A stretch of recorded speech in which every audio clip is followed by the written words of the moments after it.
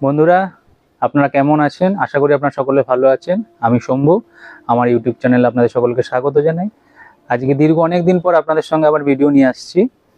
আপনারা অনেকেই জানেন যে বিগত দিনে কিছু কারণবশত ভিডিও বন্ধ ছিল এবং আমি একটা অ্যাক্সিডেন্টের সম্মুখীন হয়েছিলাম, যার জন্য সম্পূর্ণ বেড রেস্ট থাকতে হয়েছিল। ইভেন এখনও আমি সম্পূর্ণ ফিট নয়, কিন্তু এই গাছপালাদের ছেড়ে থাকতে কার বা ভালো লাগে, তার জন্য একটা আমি ভিডিও আপনাদের সঙ্গে শেয়ার করছি।